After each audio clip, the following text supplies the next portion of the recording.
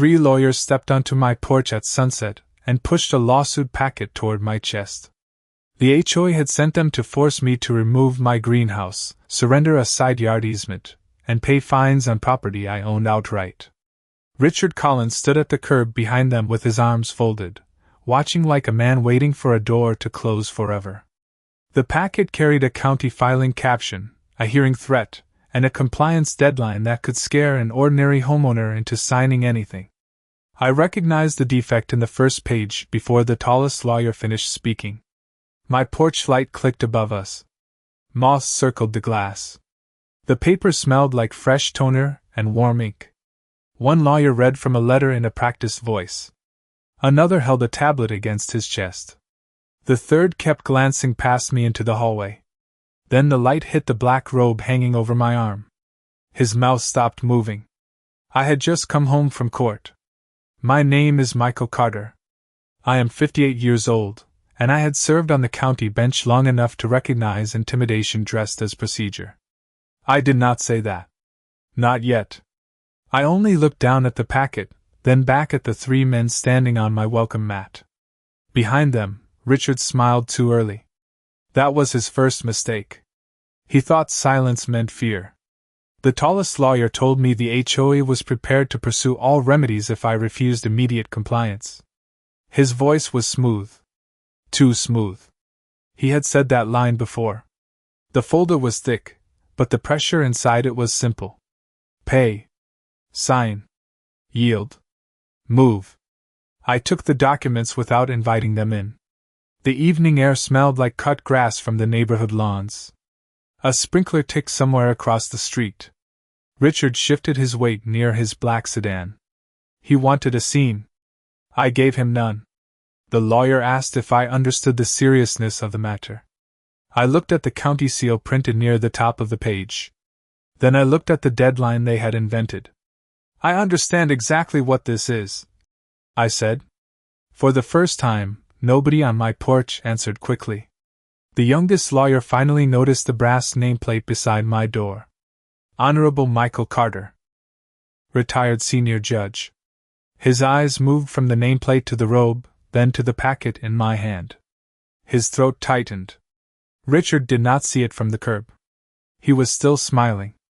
I closed the door gently and stood in the quiet hallway while their footsteps retreated down the path. The house felt colder than before. I placed the packet on my dining room table and turned on the lamp. The first demand was bad. The second was worse. The third made me sit down. They were not just trying to find me. They were trying to create control over a strip of land my deed never gave them. Then I found the same paragraph repeated in 3 older letters. This was not their first doorstep. I spent the next 2 hours at my dining room table under the warm glow of a single lamp. The packet lay open beside a yellow legal pad. Outside, crickets chirped beyond the screened windows. The neighborhood had settled into its usual evening rhythm. Inside my house, something entirely different was unfolding. I read every page once. Then I read everything again. The language was polished. The threats were carefully worded. The pressure was obvious. A few pages in, I found the same paragraph repeated almost word for word across multiple notices. That caught my attention. It looked less like legal analysis and more like a template. I turned another page. Then another. A pattern began taking shape. The HOA was not simply targeting me. The documents referenced prior enforcement actions. Several property addresses appeared in attached exhibits. Most people would have skipped over them. I wrote every address down. A cold cup of coffee sat untouched beside me. The clock on the microwave read 9:42 p.m. The house remained quiet except for the occasional rustle of paper. Every few pages, another detail surfaced. Another demand. Another threat. Another reference to authority they claimed to possess. Then I noticed something else. The supporting exhibits did not always match the allegations. Some photographs appeared unrelated. Some descriptions seemed copied from other files. It was subtle. Easy to miss. But once I saw it, I could not stop seeing it. Around 10 o'clock, I opened my laptop. The blue Light filled the room. I searched public records connected to several addresses from the packet. One property belonged to a retired teacher. Another belonged to a widow who had lived in the neighborhood for decades. A third belonged to a young family. The same law firm appeared repeatedly. The same HOA board members appeared repeatedly. Richard's name appeared almost everywhere. That felt important. I opened additional records. The deeper I looked, the more familiar the structure became. Demand letter. Compliance notice. Escalation. Settlement pressure. The sequence repeated again and again. Midnight arrived quietly. Wind brushed against the trees outside. Shadows stretched across the room. I rubbed my eyes and reviewed my notes. One address stood out from the others. The owner had challenged the HOA several years earlier. The case never reached a hearing. It disappeared after a settlement agreement. That seemed unusual. I searched further. More records surfaced. The same attorney signed several of them. My legal pad was nearly full now. Arrows connected names. Addresses connected dates. The picture was becoming clearer. Then I reached the final section of the packet they delivered to my door. Attached behind the demand notice sat a document labeled Supporting Authority. I read the first page. Then the second. By the third page, I sat back in my chair. The neighborhood outside remained peaceful. Inside my house, the entire dispute had just become much larger. One signature near the bottom changed the direction of everything. The next morning could not come soon enough. I was already dressed when the sun came up. The packet sat exactly where I left it on the dining room table.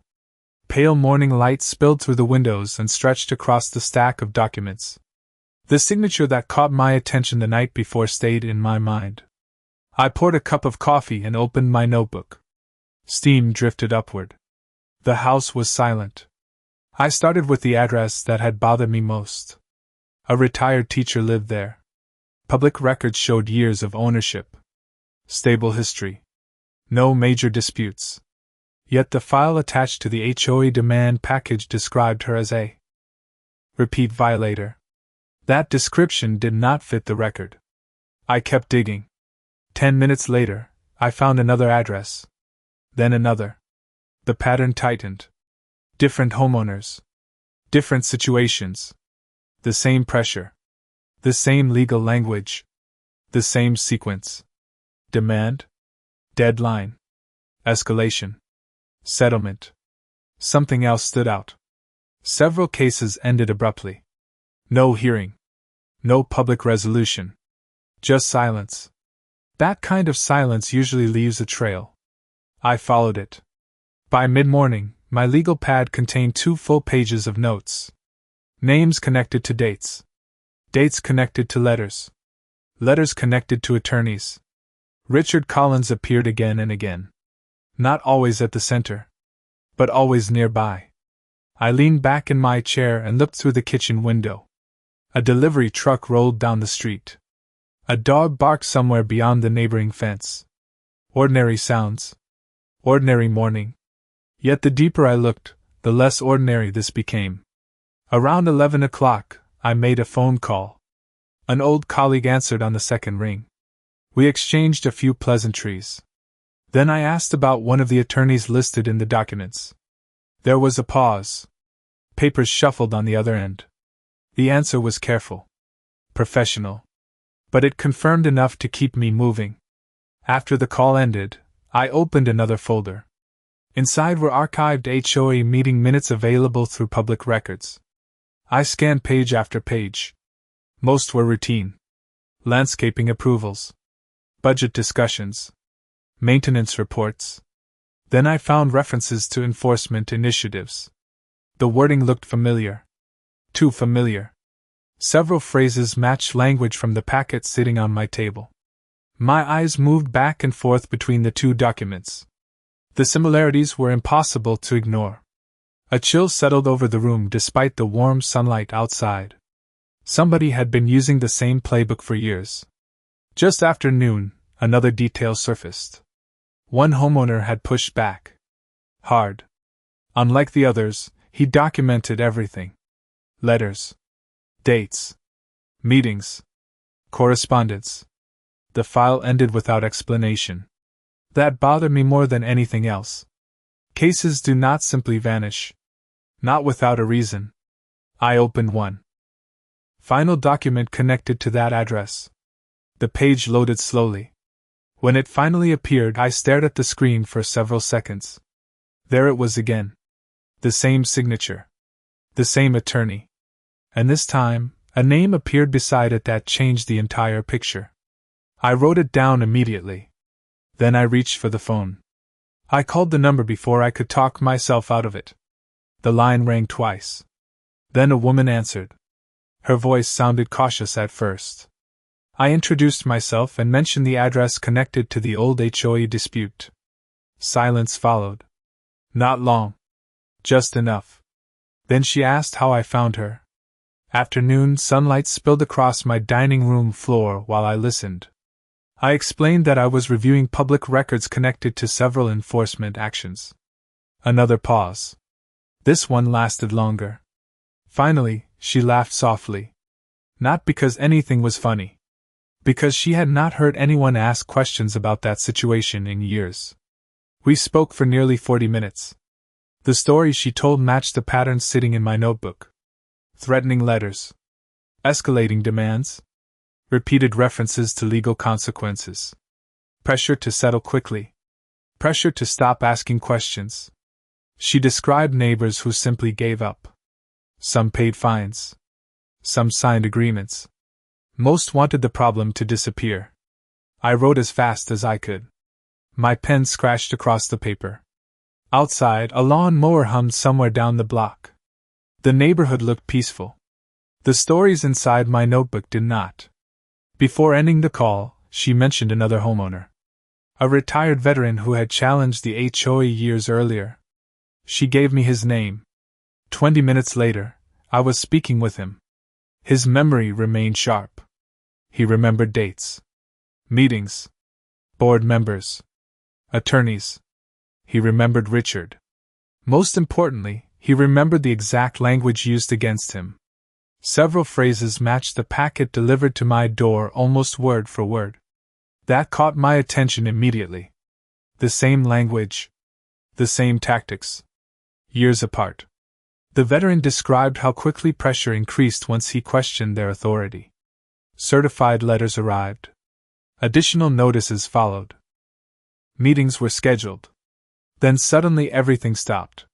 He never learned why. Neither did I. At least not yet. By late afternoon, my dining room table looked like an investigation room. Notes covered every available surface. Names connected to addresses. Addresses connected to timelines. Timelines connected to board decisions. The picture was becoming clearer. And uglier. Around 4 o'clock, I opened the archived meeting minutes again. This time I focused on attendance records. One name appeared repeatedly beside Richard's. The same attorney whose signature appeared throughout the files. Meeting after meeting. Year after year. That relationship seemed deeper than simple representation. I highlighted every appearance. Then I noticed something else. During several enforcement discussions, homeowner names were omitted from the public record while outcomes remained documented. That was unusual. My eyes moved back through the pages. The omissions occurred too consistently to ignore. The room felt warmer now. Sunlight reflected off the window glass. Dust floated through narrow beams of light above the table. I stood and stretched. Hours had disappeared. The deeper I looked, the larger this became. What started as a demand package aimed at my property was beginning to expose something much broader. Then my phone vibrated across the table. The caller identification displayed a name I recognized from the documents. I answered immediately. The first sentence changed the entire direction of the investigation. The voice on the phone belonged to a former HOA board member. He sounded nervous from the first word. Traffic noise hummed faintly in the background. He asked if anyone knew we were speaking. That question alone told me enough. I assured him the conversation was private. For a few seconds, all I heard was his breathing. Then he started talking. He served on the board nearly 6 years earlier. At first, he believed the enforcement actions were legitimate. Most board members did. They were told the HOA was protecting property values.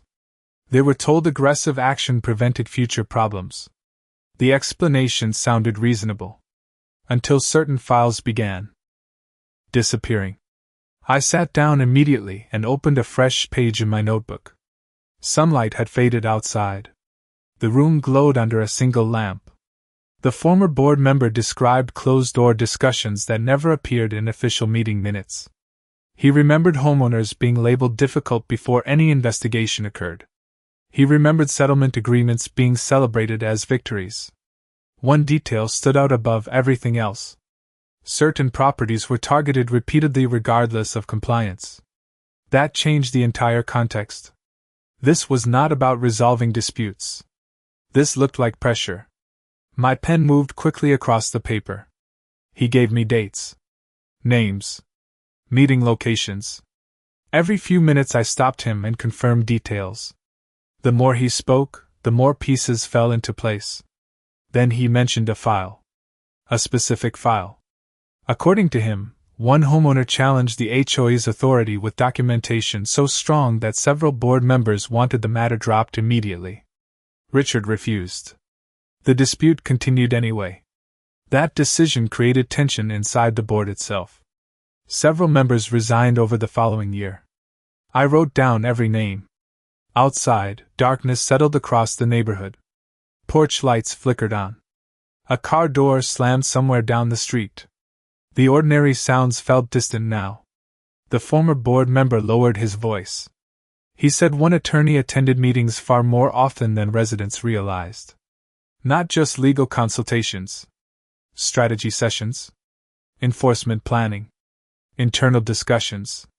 That attorney's name matched the signature appearing throughout my documents. My notebook was filling faster than ever. Then the conversation took another turn. The former board member described an internal memorandum circulated years ago. He never received a copy. He only saw it briefly during a meeting. But he remembered its purpose. The memorandum identified properties considered vulnerable to legal pressure. I stopped writing for a moment. The room felt very still. If that memorandum existed, it changed everything. He could not prove it existed. Not anymore. But another person might. Before ending the call, he provided one final name. A woman who handled administrative records for several years. According to him, she kept copies of nearly everything. We ended the conversation shortly afterward. I placed the phone on the table and reviewed my notes. The stack of papers beside me looked taller than before. The dispute at my doorstep was no longer the center of the story. It had become the entry point. Somewhere inside years of records sat the explanation connecting every homeowner, every demand letter, and every unexplained settlement. Then an email notification appeared on my screen. The email arrived at 8:17 that evening. I opened it immediately. Attached were scanned documents from the former records administrator mentioned during the phone call. The files were old. Some pages showed coffee stains. Others carried handwritten notes in the margins. I downloaded everything and spread the documents across my dining room table. The soft hum of my refrigerator filled the quiet house. Rain tapped lightly against the kitchen window. The first folder contained meeting agendas. The second contained internal correspondence. The third stopped me cold. It held archived enforcement summaries dating back nearly a decade. I sat down and began reading. Page after page revealed the same pattern. Certain homeowners appeared repeatedly. The same attorney appeared repeatedly. Richard's name surfaced throughout the records. Sometimes directly. Sometimes indirectly. The consistency was impossible to ignore. I highlighted dates and marked references. Every few minutes another connection emerged. The deeper I went, the more organized the system appeared. This was not random decision-making. It looked structured. Deliberate. Carefully maintained. Around 9 o'clock, I found a memorandum. Not the one mentioned during the earlier call. Something closer to it. The document discussed enforcement priorities and resource allocation. Most of the language sounded routine. Then one section caught my attention. Properties were categorized according to anticipated resistance. I read the paragraph twice. Then a third time. The wording remained exactly the same. Homeowners were effectively being sorted according to how likely they were to challenge board actions. My pen froze above the page. Rain intensified outside. Water streaked down the glass. I kept reading. Several names from my notes appeared again. The retired teacher. The veteran. Other residents I had never met. Suddenly the earlier settlement agreements looked different. So did the abandoned disputes. A few pages later, I found email exchanges discussing legal expenses. The board worried about publicity. They worried about costs. They worried about challenges reaching public hearings. One message stood out.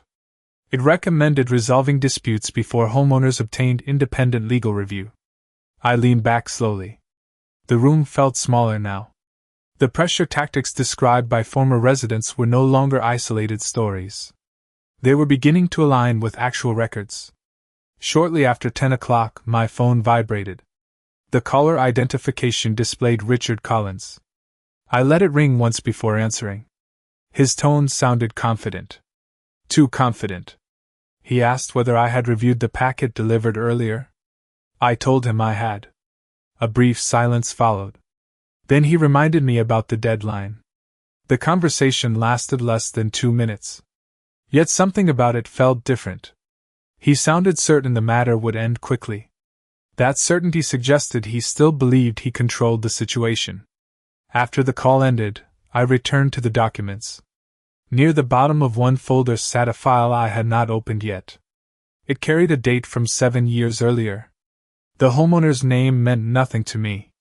At least not at first. Then I opened the attachment, and saw exactly why someone had saved it all these years. The file opened with a scanned letter dated 7 years earlier. The paper looked worn. The edges were slightly faded. A homeowner had written directly to the board after receiving enforcement notices almost identical to the ones delivered to my door. I read every line carefully. The complaints sounded familiar. Deadlines. Pressure. Threats of escalating action. Requests for documentation that never received complete answers. Then I reached the attachments. That was where things changed. The homeowner had preserved everything. Meeting summaries. Correspondence. Photographs. Certified mail receipts. Even handwritten notes from conversations. I moved closer to the screen. Rain continued tapping against the windows. The clock on the wall showed nearly 11 o'clock. One attachment contained a comparison chart. It listed statements made by the board beside statements made later by their attorney. Several did not match. Another attachment documented changes to enforcement claims over time. The differences were small individually. Together they painted a very different picture. I printed several pages and spread them across the table beside my notes. A pattern emerged almost immediately. The same sequence appeared again. Initial complaint. Escalation. Legal pressure. Settlement discussion. Abrupt conclusion. The names changed. The structure did not. That was important. Every few minutes I discovered another connection. Then I found something I had not expected. A letter from an insurance consultant advising caution regarding certain enforcement actions. The language was professional. Direct. Measured. The warning was clear. Continued disputes could create unnecessary exposure for the association. I read the letter twice. Apparently somebody had raised concerns years ago. Yet the enforcement efforts continued anyway. That detail stayed with me. Around midnight, I organized everything into timelines. My dining room table disappeared beneath stacks of paper. Yellow legal pads. Printed emails. Archived meeting minutes. Property records. The investigation had grown far beyond my original dispute.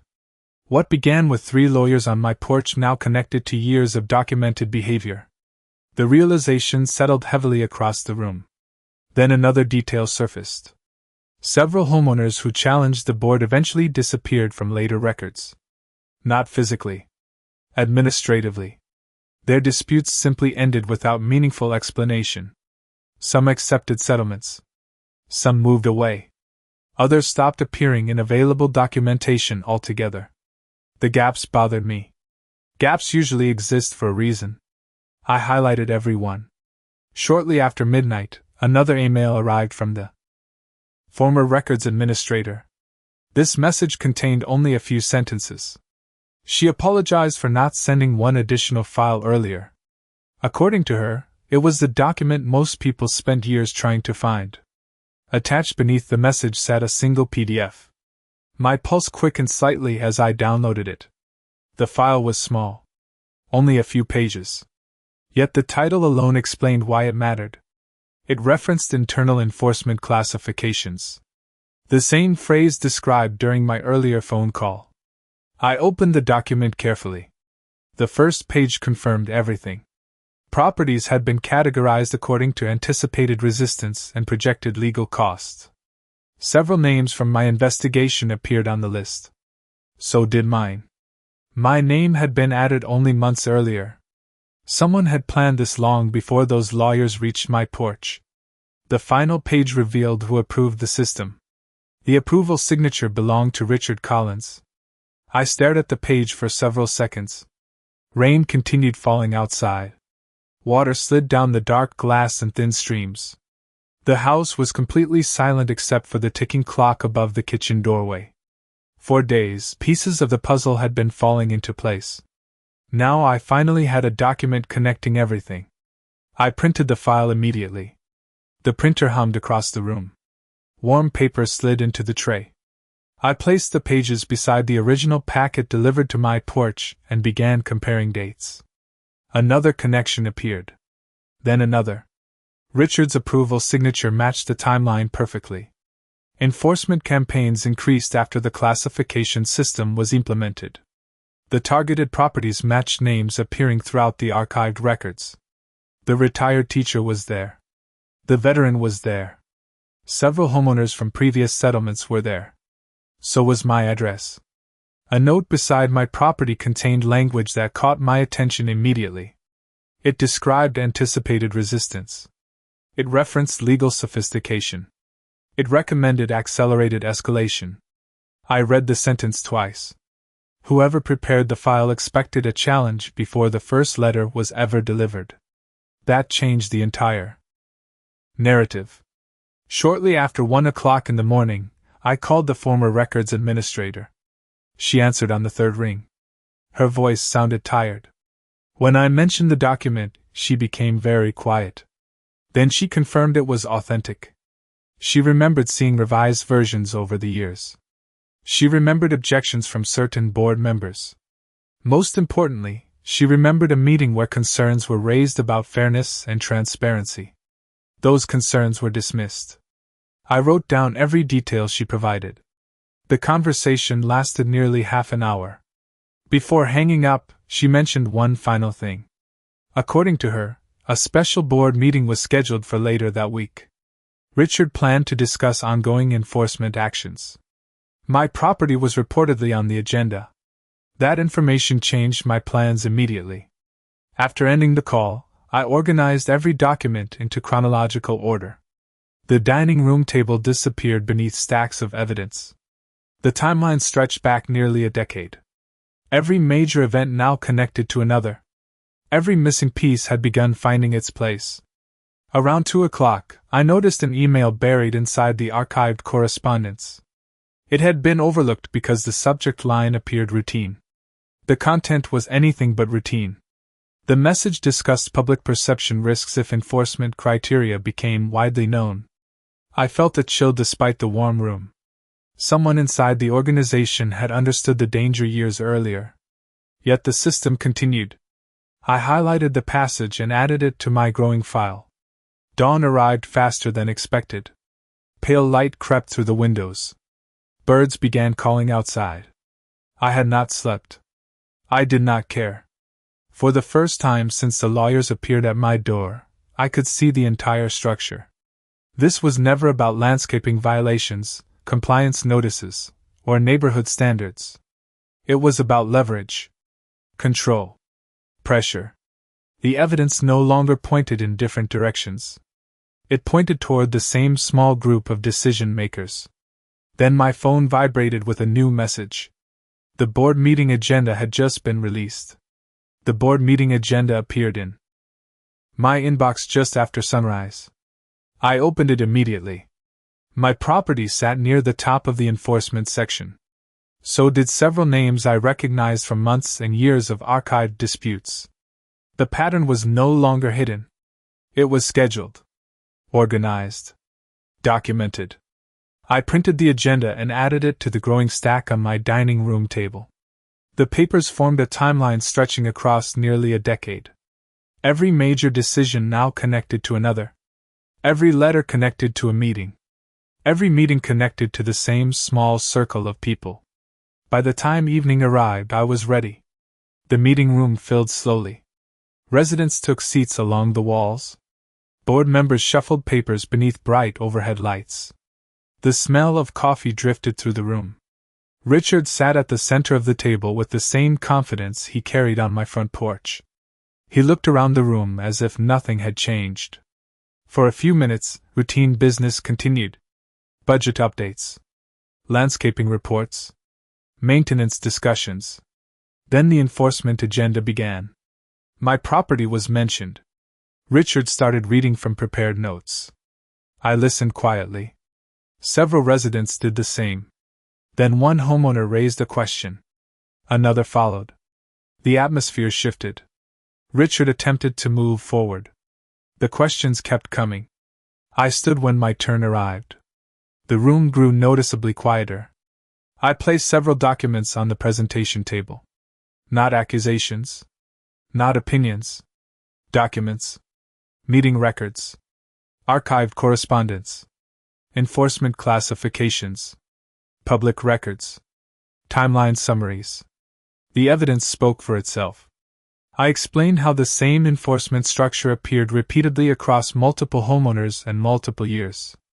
I explained how certain properties had been categorized according to anticipated resistance. Several people exchanged surprised looks. Others opened copies of documents distributed before the meeting. Richard tried to interrupt twice. The room no longer belonged to him. One board member examined a page and frowned. Another asked where the records originated. I answered calmly. Everything came from legitimate sources. Everything could be verified. The discussion continued for nearly an hour. Residents who had remained silent for years began speaking. Former disputes resurfaced. Old questions returned. Some board members appeared genuinely shocked. Others looked uncomfortable. The attorney whose name appeared throughout the records remained unusually quiet. That silence said more than any statement could. By the end of the meeting, motions were introduced. Reviews were requested. Independent examination of prior enforcement actions was proposed. Nothing dramatic happened. No shouting. No spectacle. Just a room full of people finally seeing the same picture at the same time. As the meeting adjourned, Richard gathered his papers without looking in my direction. The confidence I saw on my porch was gone. Outside, cool night air moved through the parking lot. Residents lingered in small groups discussing what they had learned. Several thanked me for bringing the records forward. Others simply nodded. The investigation that began with 3 lawyers at my door had uncovered something much larger than a property dispute. It revealed a system built on pressure, secrecy, and assumptions that nobody would ever compare the pieces. They assumed wrong. Justice did not arrive with noise. It arrived with patience, records, and truth. And that was enough.